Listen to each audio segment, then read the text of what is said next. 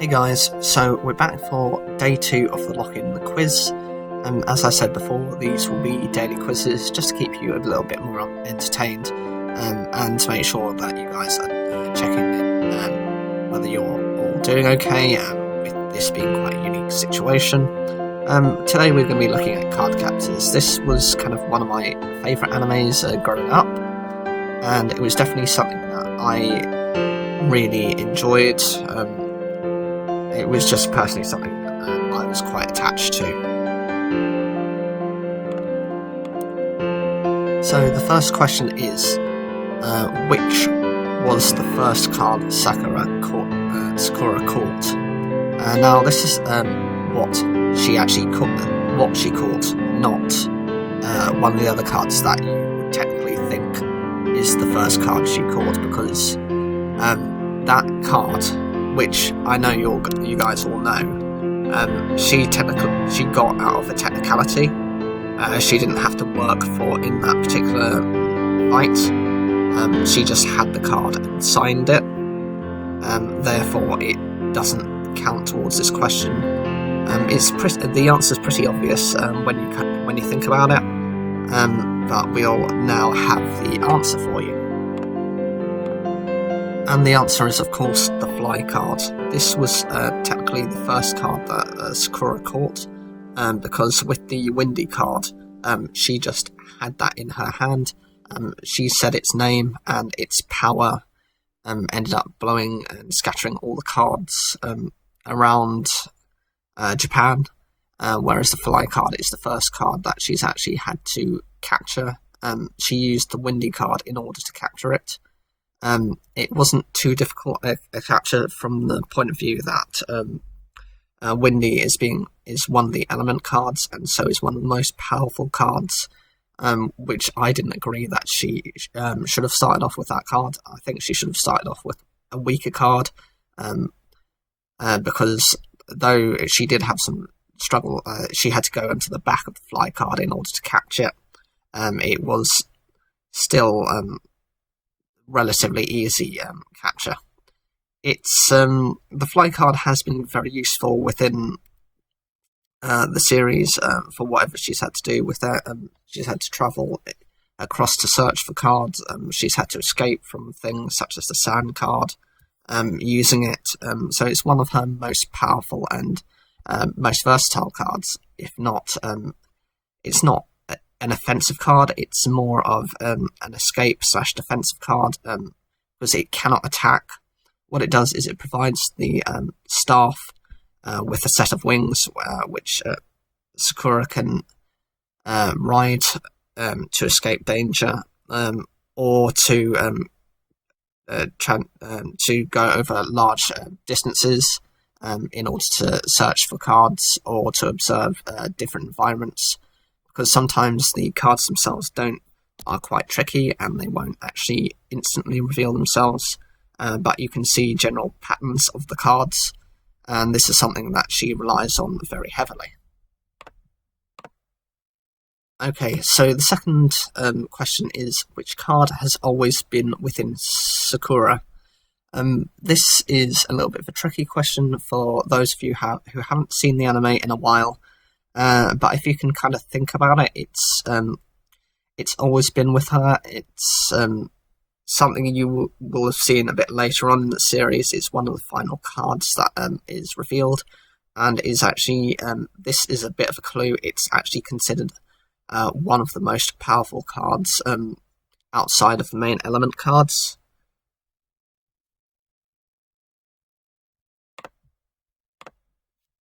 And the answer is, of course, the Light card. It was seen in episode 42 when Sakura is in a school play. Suddenly the play becomes pitch black, where the dark card is actually activated. She realises, once she learns to calm down, that the only area around her that isn't dark is herself.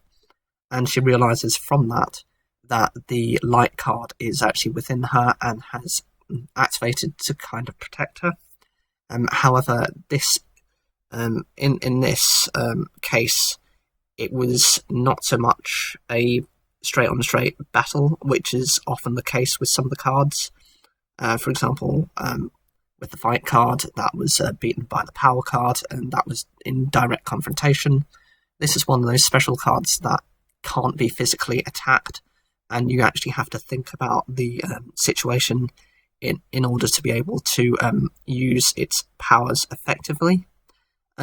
It is, along with the dark card, it's considered the most powerful cards, 2 cards outside of the main elements, and it's very serene in nature, and its powers weren't really used by Sakura, but it was kind of, when the Windy card released all the cards, it was one of those cards that just stuck around near Sakura. There were a couple of other cards, such as the Rain card and the Wood card, which were also found in the house. But for the most part, most of the other cards kind of spread themselves out and activated when their conditions were met. So question 3 is, which card was used to defeat Yugioh? There were a couple of cards that were used within the battle when Sakura had to prove herself to be the master of the cards. She had to defeat Yugioh with a particular card.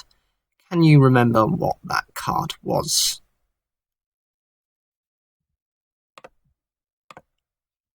And the answer was the Windy card. Initially, Sakura used the Wood card in order to trap Yugioh. However, he explained to her that because the Wood card is under the power of the moon, which is his symbol, that the Wood card would not act to help Sakura and would instead be used against her, which is what Yugioh did. He took the powers of the Wood card and trapped Sakura within a wooden forest, but it was quite lucky because her teacher, who is also aware of the magical abilities of the cards, had this special bell, which was had a one-time effect before it was destroyed, to wake Sakura out of her daydream, where she forgot everything about the cards and their interactions, about how they helped bond her with her friends. That was all forgotten, and that was once she woke up, she was given a second chance to fight. She didn't really want to fight Yugioh, and instead intended to be her friend, his friend. So used the Windy card to just capture him, but she specifically instructed it to not harm Yugioh, because that was not her goal. Her goal was in order to basically win the challenge, not to destroy Yugioh. So we have question 4. This is which card showed Sakura visions of her mother? This was actually one of the... it wasn't that long before this card was actually seen. And if you can think about it, it's actually not too difficult an answer. It's a particularly powerful card as a defensive card, less so of an offensive card, but how it interacted with Sakura is quite unique. And the answer is the Illusion card. This was seen in episode 6. What had happened was one of Sakura's friends had gone into the forest just on her way home from school. She'd looked and saw some mysterious ghost which terrified her. Later on, as a group, they went into the forest with about 4 or 5 of them, and each of them saw a different illusion. Someone saw, I think it was Madison, who saw a hamburger. Someone saw a ghost, but Sakura saw her mother. Obviously, at the time, she didn't want to say anything to anyone, so they kind of left after they became quite terrified. She later returned, and it turned out to be the illusion card, although she did almost fall to her doom, because the illusion card basically appeared above a cliff top, just below a road. Sakura was walking out onto off the cliff. She was caught by Julian the first time. In the second time, she was able to catch the card once she realised it was a card, one of the magic cards, one of the cloud cards. But its power was interestingly told by Kiroberis that it gains strength on how much conviction the person has, especially if that individual's a magic user. So that strength of belief that it was her mother was enough to kind of feed the illusion's own strength, and therefore Kiroberis was unable to do anything because it had Sakura's magic to use as a shield to prevent anyone else from tampering with its abilities. Okay, so this is probably one of the easier questions to remember. Question 5, which 2 cards were used to defeat the fiery card? And I would like both cards. It's a pretty easy answer if you think about it. The fiery card was shown quite late in the series, but it being one of the element cards, you can't have, you would expect them to be shown up quite near the end, just because of the level of power they possess. And the answer is, of course, the windy and water cards. Both of these are element cards and have never in the past, according to Kiroberis, been able to work together. When windy was used on its own and water was used on its own against fiery, they didn't do anything. In fact, fiery used the abilities of those cards to kind of feed its own power, and trapped Sakura and Lee within like a fiery circle to prevent them escaping. It was a big risk combining the 2 cards, as they are 2 attack-based cards and often don't agree with each other. Mixing with each other must have been incredibly difficult, considering that Windy is a very passive card.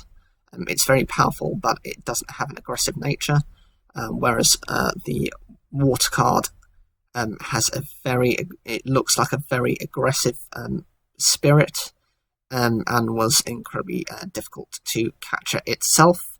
Kiroberis also mentioned that with the challenges that Sakura had faced, there had been other challengers in the past who had not made it that far, and that potentially the fiery card would have been the end of her, and that she'd done well.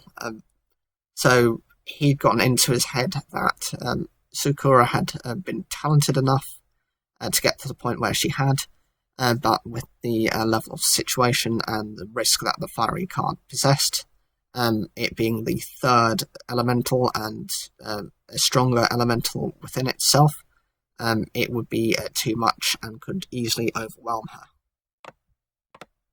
Okay, so we have question 6. Which card did Malin help to defeat with Lee?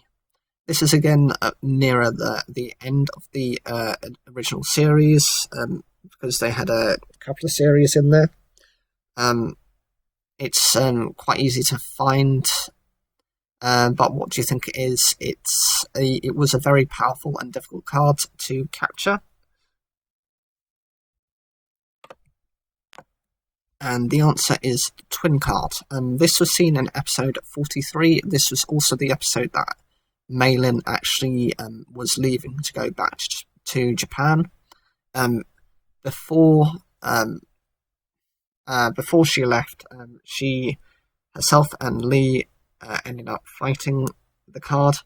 Initially, it was Lee and Sakura. However, the difficulty in catching the twin card is that you must, because it appears as both two types of jester, you can't catch one without the other. If you try and catch one, it will kind of appear as half the card, and then within literally a few seconds, it will return to a jester. Its powers are to basically duplicate everything as suggested by the name. It was very challenging. They needed Meilin and Lee because they'd grown up together. They knew their own fighting moves and were able to kind of easily overpower before Sakura was able to eventually overpower them and capture both of them. Okay, so question 7 is, which card became confused when Sakura tried to change multiple cards into star cards at the same time? So this is the first question I've asked from the second series. This is where Sakura has to be able to change from relying on Cloudreed's powers in order to activate the cloud cards into using her own power to change them into the star cards. Once they become star cards, they rely on her magic and her powers, which causes her to become incredibly tired. However, it's the initial transformation itself of these cards which causes a drain on her energy, more so than once they've been used after their first activation. And the answer is the dash card. This was in episode 53. This happened when Sakura had gone over to the cards, had felt the cards, and they had become quite cold and distant. Kirobera said he was concerned that this had happened, and that this was natural, that the longer the cards are remain as the cloud cards, the more distant they will become from you, and so Sakura gets the idea to randomly get, I think it was about 7 or 8 of the cloud cards, and each turn them into star cards. She does this successfully to all but the dash card, which kind of goes into like a half transformation. Because she doesn't have the magic to do that, it becomes quite chaotic. It reactivates and it runs away. Kiro is angry at Sakura because he explains that the cards should only ever be activated when you have a specific task for them to do. To activate them randomly is going to exhaust you, and that because of the mid-transformation that the dash has become confused, it ends up being a case that she has to go after the dash on her brother's bicycle. I think her brother Tori's bicycle, to run after it. She tries to use other cards as well. She tries to use Windy to catch it, but when dash is too fast, especially when it's in panicky mode, to be catched like that. And so what she has to do is she ends up using the loop card, which means it creates a line dividing the. It's like another dimension, where if the dash crosses that line, it creates a mirror image to go back. So essentially, every time it passes that line, it's running towards Sakura. She does use the. She manages to get it to calm down by kind of stroking it. Okay, so question 8 is, which character was revealed to be the other half of Julian? This is quite an easy question. It's one of the main characters within the series as well. You don't see them until quite late, but for anyone who is a fan of cardcaptors, this is probably one of, if not the easiest question to be answered as of yet. The answer is, of course, Yugioh. This is the Guardian of the Moon.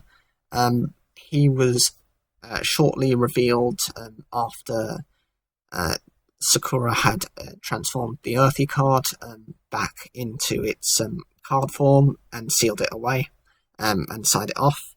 At that point, they're at this tower where where you see Julian transform into Yue. Okay, so question 9 is a little bit more on the background of cardcaptors.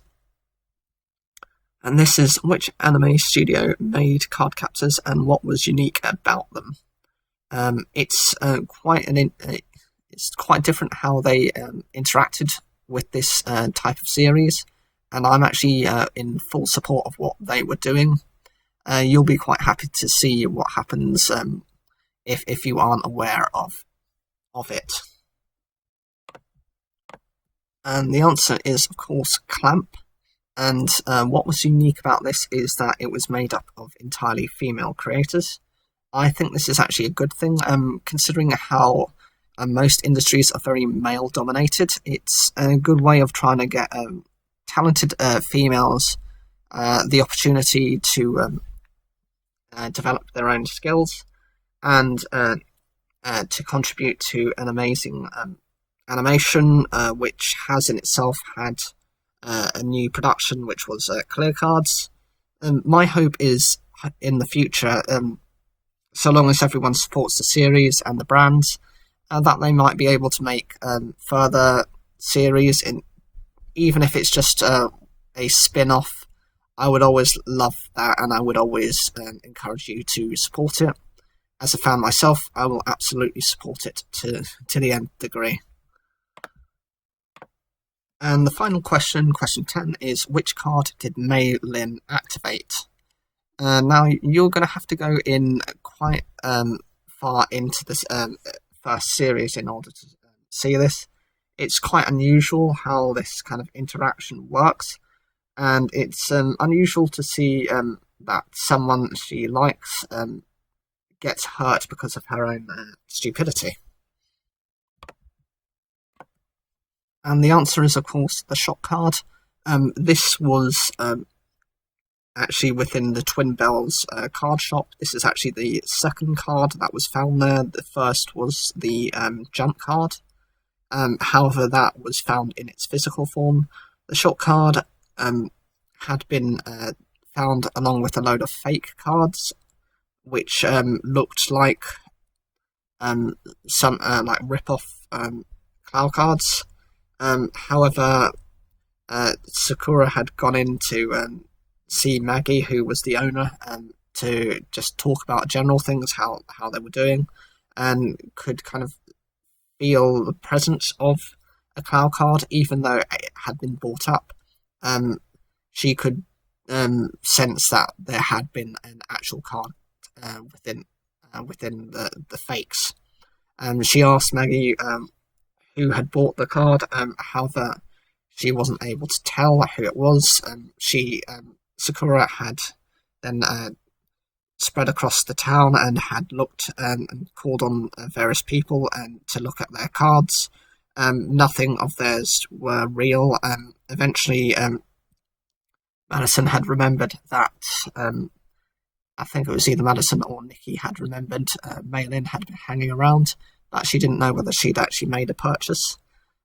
Therefore, they had to use the fly card in order to find her. They eventually found Mei Lin. Both Sakura and Lee had told Mei Lin to just hand over the card so that they could get it sealed and signed away. She refused. She thought because she was part of them that she'd be able to use the card. Naively, she actually activated the Shock card by calling its name. It's a small pixie. The second it was activated, it chooses a target. So in this case, it was Lee, and it will continue to attack until it basically destroys its enemy. It caused Lee a bit of damage, and apparently, according to Kiro Beres, the longer the Shock card is out and the longer it goes after its target, the more accurate it becomes. So this is They ended up defeating it by using the mirror card, which they used to redirect the attack to itself, taking it out, and was able to capture it like that. So what did you think of this quiz? Was it something interesting? Did you find out anything more that you didn't know? I'd always love your feedback. Just make sure to leave that down below, like the video, and to subscribe. Tomorrow I think I will be looking at the Inazuma 11 series. Don't quote me on that yet, because I still need to actually produce it, but that's hopefully in the pipeline. I am trying to catch up with them as well, so I'm trying to improve them, but of course I can't look through all the series. This is why all these Wikipedia pages and all of these are so useful. I can get so much information from them, as well as actually from my own memory of some of these series. Some of them I've rewatched. Thank you for taking the time, and let me know how well you did.